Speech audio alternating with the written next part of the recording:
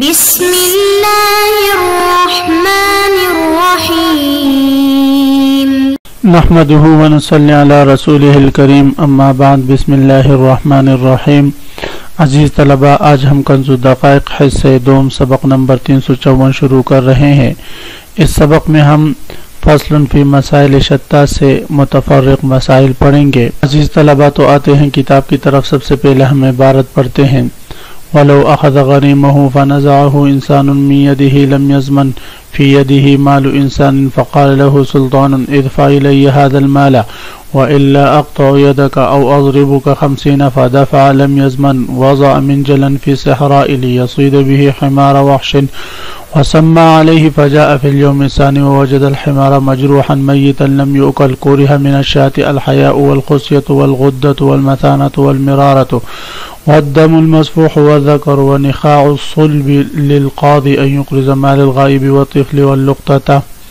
مصنف علیہ الرحمہ ولو اخذ غریمہ فنزعہ انسان سے یہ مسئلہ بیان فرما رہے ہیں کہ اگر کسی شخص کے مثلا زید کے عمر پر قرضہ تھا، زید نے عمر کو گریبان سے پکڑا اور گرفتار کیا، بھئی کہ میرا قرضہ دو، میرے پیسے دو، وگرنہ میں آپ کی جان نہیں چھوڑتا۔ اتنے میں دونوں کی لڑائی چل رہی تھی کہ بکر آیا اور اس نے زید کے ہاتھ سے عمر کو چھڑایا اور عمر بھاگ کے چلا گیا۔ تو اب آیا بکر یہ ضامن ہوگا یا نہیں؟ تو عزیز طلبہ، بکر کا عامر کو چھڑانا زید کے ہاتھ سے یہ سبب ہے، اور عامر کا بھاگنا یہ اس کے لیے وہ خود جو ہے یہ علت ہے، تو لہذا متسبب پر جو ہے وہ ضمان لازم نہیں آئے گا۔ تو جو نازع ہے، چھڑانے والا ہے، بکر ہے، اس پر ضمان لازم نہیں آئے گا۔ ولو اخذ غریمہ، اگر پکڑا کسی نے اپنے قرض خواہ کو، فنزعہ انسان، کوئی شخص آیا اور اس نے اس کے ہاتھ سے وہ غریم چھڑا دیا، قرض خواہ چھڑا دیا، من یدہ، اس کے قبضے سے، لم یزمن، تو اس پر ضمان لازم نہیں آئے گا۔ البتہ اس خیر خواہ کو یعنی بکر کو، نازع کو ڈانٹا جائے گا اور اس کو کہا جائے گا کہ بھئی یہ کام آپ کو نہیں کرنا چاہیے تھا، آپ کو ہمارے بیچ میں نہیں پڑنا چاہیے تھا، ہمارے آپس کے معاملات تھے، آپ کیوں بیچ میں آئے۔ لیکن ضمان اس پر ہم اس وجہ سے نہیں لا سکتے کہ یہ جو ہے متسبب ہے، اور متسبب جب تک متعدی نہیں ہوتا اس پر ضمان لازم نہیں آتا۔ جیسے کوئی شخص جو ہے راستے میں پتھر رکھ دے تو پتھر رکھنے سے اس پر ضمان لازم نہیں آئے گا، اگر اس سے کوئی ٹوکر کھا کر جو ہے وہ کیا ہو جائے، بھئی فوت ہو جائے، تو اس کا ضمان اس پر نہیں آتا جب تک کہ پتھر اٹھا کر جو ہے خود وہ اس کو نہ مارے۔ تو اس لیے فرماتے ہیں کہ اگر کوئی شخص جو ہے وہ کسی کے زمین کو پانی پلاتا ہے اور وہ پانی اگر خود بخود اس کے زمین سے نکل کر دوسرے پڑوس کی زمین والے میں چلا جاتا ہے، تو اس صورت میں تو یہ متعدی نہیں ہے، اس پر ضمان لازم نہیں آئے گا۔ لیکن اگر اس نے اپنے زمین کو اتنا پانی دیا، اتنا دیا کہ جتنا وہ برداشت ہی نہیں کر سکتا، تو ظاہر ہے کہ اس کے زمین سے وہ پانی نکل کے ساتھ والی زمین میں جائے گا، تو اس صورت میں تو یہ متعدی ہو جائے گا، پھر اس صورت میں ضمان لازم آئے گا۔ تو یہی فرماتے ہیں لم یزمن، اس پر ضمان لازم نہیں آئے گا، کیونکہ متسبب اور متسبب جب تک متعدی نہ ہو تو اس پر ضمان لازم نہیں آتا۔ فی یدہ مال انسان فقال له سلطان سے مصنف علیہ الرحمہ یہ مسئلہ بیان فرما رہے ہیں کہ اگر کسی کے قبضے میں امانت کے طور پر 1,00,000 روپے رکھا ہوا ہے، زید کے پاس عمر کا 1,00,000 روپے رکھا ہوا ہے، بکر جو وقت کا ظالم سلطان ہے وہ آیا اور اس نے زید سے کہا آپ کے قبضے میں جو 1,00,000 روپے ہے وہ مجھے دے دو، وگرنہ میں آپ کو مار دوں گا یا میں آپ کو قتل کر دوں گا، دھمکی دے دی۔ تو چونکہ ہم پڑھ چکے ہیں کہ امام اور حاکم اور جو ہے وہ اس کی اکرام متحقق ہوتی ہے، اس پر احکام میں خفت آتی ہے کیونکہ وہ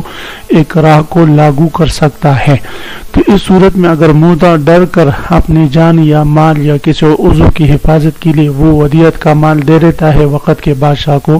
تو اس مودع پر بھی ضمان لازم نہیں آئے گا، کیونکہ یہ بھی متعدی نہیں ہے۔ تو یہ فرماتے فی یدہ مال انسان، اگر کسی کے قبضے میں کسی کا امانت مال ہے، فقال له سلطان، اس مودع کو بادشاہ نے کہا،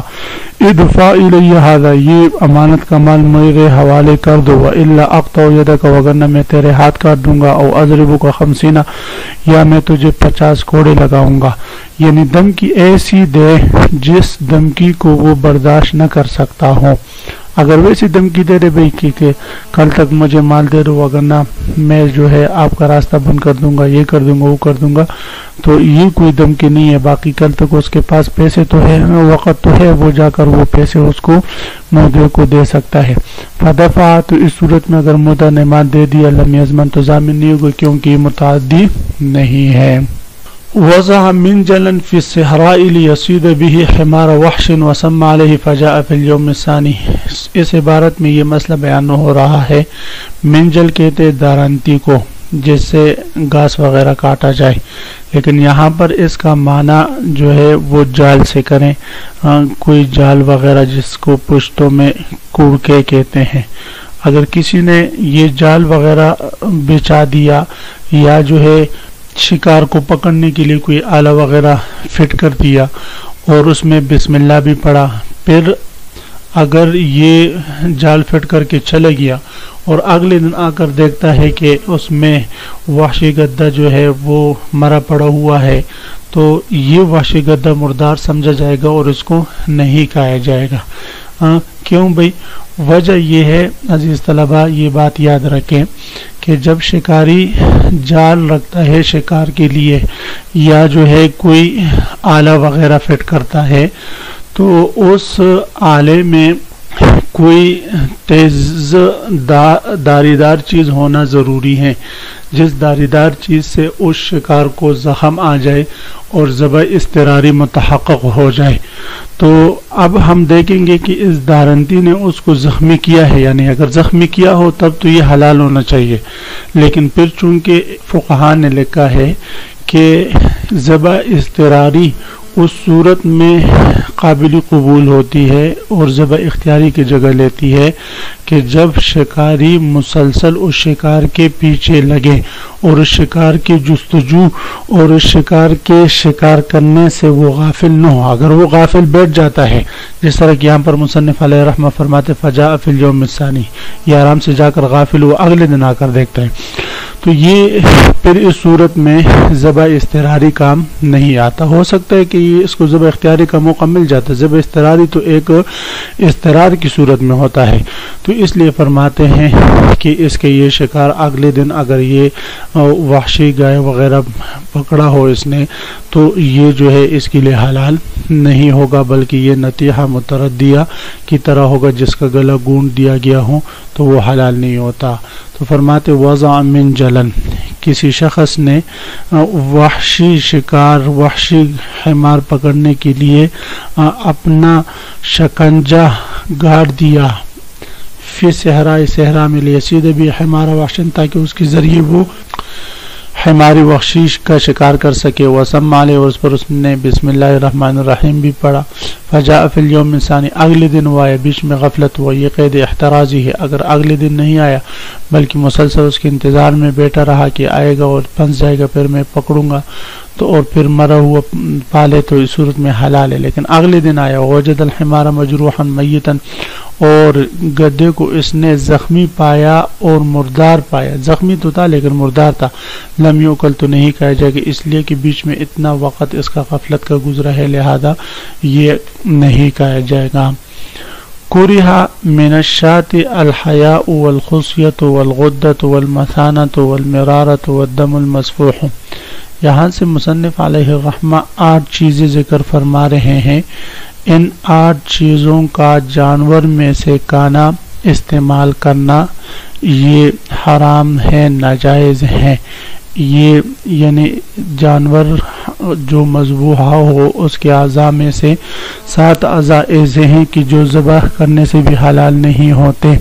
جس کو ایک شاعر نے شعر میں بھی ذکر کیا ہے، اذا ما زکیت شاة فکلها سوا 7 وفیہن الوبال، جب آپ بکری ذبح کریں تو اس کو کھائیں سوا 7 چیزوں کے کہ ان کے کھانے میں وبال ہے۔ فحاء ثم خاء ثم غین ودال ثم میمان وذال، ایک حاء الحیاء یعنی شرمگاہ، اور ایک خا ہے، خا سے مراد خصیہ ہے یعنی کپورے، اور غدہ، غدہ سے مراد جو ہے غدود ہیں کہ غدود کانا یہ یعنی جسم اور گلے کے اندر کی گانٹھ اور پوڑا، یہ جو ہے کانا یہ جائز نہیں ہے۔ والمسانہ، اور مسانہ بھی کانا جائز نہیں ہے۔ والمرارت، اور پتا کانا بھی جائز نہیں ہے، یعنی جگر سے ملی ہوئی صفرا کی تیلی جو چکناہٹ کے ہضم میں مددگار ہوتی ہے، اس کو مرارہ کہتے ہیں، جس کو جو ہے زہر بھی کہا جاتا ہے، اس کا کھانا جائز نہیں۔ والدم المسفوح، اور دال سے مراد جو ہے وہ دم مسفوح ہے یعنی جاری خون، اس کا استعمال بھی جائز نہیں ہے۔ والذکر، اور آلے تناسل کھانا بھی جائز نہیں ہے۔ والنخاع الصلب، اور حرام مغز،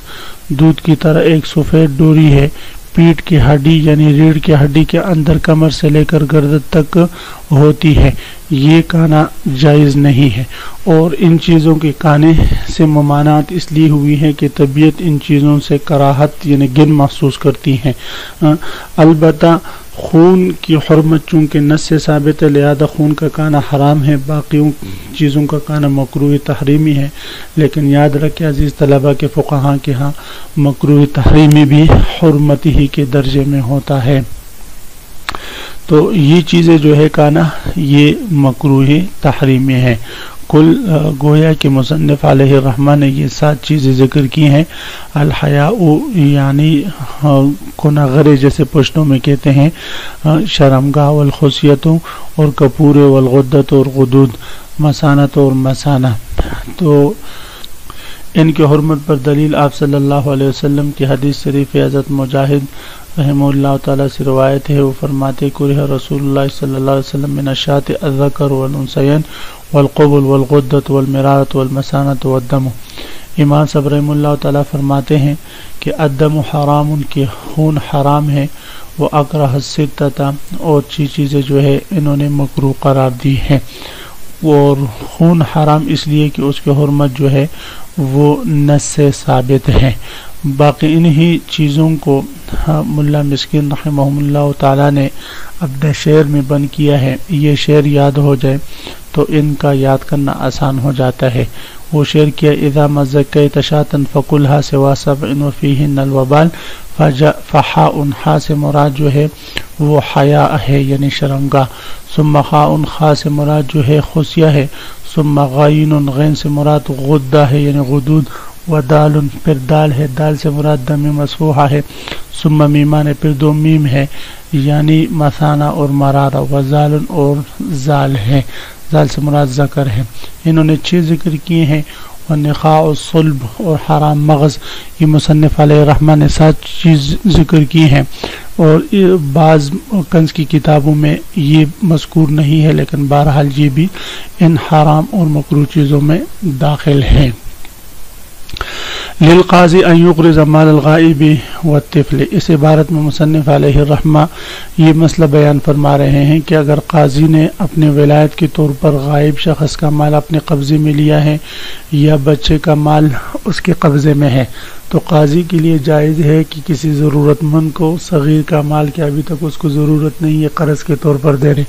یا غائب شخص کا مال بطور قرض کی کسی کو دے دے۔ کیوں بھئی؟ اس کی وجہ اسی طرح لقطہ اگر کسی کو ملا اور اس نے قاضی کے پاس رکھ دیا کہ جب تک اس کا مالک نہیں ملتا قاضی کے پاس ہوگا، تو قاضی کے لیے جائز ہے کہ ان چیزوں کو کسی کو بطور قرض کے دے دے تاکہ وہ اپنی وقتی ضروریت پوری کر سکیں، تو یہ دینا جائز ہے۔ اور اس کی جواز کی وجہ یہ ہے عزیز طلبہ کہ قاضی کو ولایت عامہ چونکہ حاصل ہے، سب پر ولایت حاصل ہے، تو ظاہر ہے جس مقروض کو، جس شخص کو یہ بطور قرض کے مال دے گا تو کل یہ اسے وصول بھی کر سکتا ہے۔ عام وصی اور عام جو ولی ہوتا ہے اس کو یہ اختیار نہیں ہوتا کہ کل شاید وہ سبھی کا مال یا غائب کا مال ضائع ہو جائے، لیکن قاضی کو ولایت عامہ حاصل ہے، ہر جگہ جگہ سے وہ اس مدیون کو پکڑ کے لا سکتا ہے، اس لیے جو ہے قاضی بطور قرض کی یہ مال دے سکتا ہے۔ عزیز طلبہ، اسی کے ساتھ آج کے سبق کا اختتام ہوا۔ آج کے سبق کا خلاصہ یہ ہوا کہ ہم نے فصل فی مسائل شتیٰ سے متفرق مسائل پڑھے۔ آج کے سبق میں سب سے پہلے ہم نے مسئلہ پڑھا کہ متسبب پر زمان لازم نہیں آتا، چاہے وہ متسبب کی کوئی بھی صورت ہو، جب تک وہ تعدی نہیں کرتا اس پر زمان لازم نہیں آتا۔ اس کی ایک تفریح ہم نے پڑھی کہ اگر کوئی انسان کسی شخص نے اپنے مدیون کو پکڑا ہے اور کوئی آ کر اس کو چھڑا لے، چھڑانے والے پر زمان نہیں آئے گا۔ مودع کے پاس بطور امانت کے چیز رکھی ہوئی، قاضی نے زبردستی اس سے لے لی تو مودع پر زمان نہیں آئے گا۔ پھر ہم نے شکار سے متعلق مسئلہ پڑھا کہ کسی نے جال بچایا لیکن بیچ میں غفلت کی نیند جا کر سویا، اگلے دن آ کر اس میں شکار مردہ پایا تو وہ اس کے لیے حلال نہیں ہے۔ اور پھر جو ہے آخر میں ہم نے جانوروں میں سے جو 7 چیزیں حرام ہوتی ہیں، ایک چیز حرام اور 6 چیزیں مکروہ تحریمی، ان کا ذکر ہم نے پڑھا، اور یہ چیزیں آپ حضرات یاد کر لیں۔ اور آخر میں ہم نے قاضی کی ولایت عامہ سے متعلق ایک مسئلہ پڑھا۔ آپ حضرات اس سبق کو خوب غور سے سنیں سمجھیں۔ اللہ ہم سب کا حامی و ناصر ہوں۔ جانور میں جو چیزیں حرام ہیں یا مکروہ تحریمی ہیں، ان سے متعلق آج کے سبق میں ہم نے شعر پڑھا ہے، آپ حضرات اس کو یاد کر کے کل کے سبق میں حاضر ہوں۔ وآخر دعوانا ان الحمدللہ رب العالمین۔